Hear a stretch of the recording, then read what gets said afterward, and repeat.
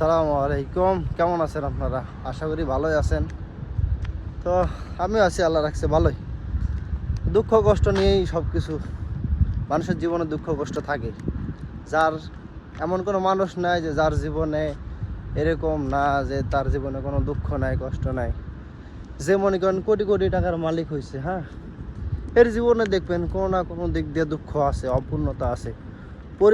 পূর্ণতা পাওয়া মানুষজন দুনিয়াতে নাই, কোনো না কোনো দিক দিয়ে কমতি আছে। এই জন্যে যে যে অবস্থাতে আছে শুকরিয়া আদায় করা উচিত। যে অবস্থানে আছি, ভালো আছি, টেনশন চিন্তা ভাবনা সব কিছু মিলাই তো জীবন, তাই না? এরকমই তো। সন্ধ্যা হয়ে আসতেছে, কিছুক্ষণ পর মাগরিবের আজান দিবে।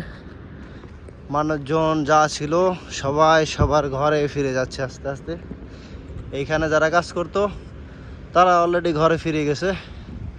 টাওয়ারে ওই যে বাতি জ্বলতেছে, রাতের পূর্বাভাস পাওয়া যেতেছে। আজকে বৃহস্পতিবার রাত, আগামীকাল শুক্রবার আগামীকাল, আজকে বৃহস্পতিবার রাত। তো রাতের পরিবেশটা রাতের মতোই। আর এখনো সন্ধ্যা হয় নাই, সন্ধ্যা হবে, আজান দিবে একটু পরে। এই যার ভিউটা দেখতে পাইতেছেন, সন্ধ্যের ভিউটা কত সুন্দর। সব কিছু আস্তে আস্তে শান্ত হয়ে যাবে। রাতের ভিউ মানে শান্ত। আস্তে আস্তে বিল্ডিং বাড়িতে বাতি জ্বলতেছে, কিন্তু কর্ম খালি নাই, মানে কর্ম বন্ধ নাই। যে যার অবস্থানে আছে কর্ম চালিয়ে যাচ্ছে। কারো দিনে কর্ম, কারো রাতে কর্ম। কর্মের অবস্থায় সবাই থাকে, কেউ বা দিনে কেউ বা রাতে। এই বাস, কর্মহীন জীবন খুব কম সংখ্যক মানুষের হয়। যার জীবনে কর্ম নাই এরকম খুব কম সংখ্যক লোক পাবেন আপনি।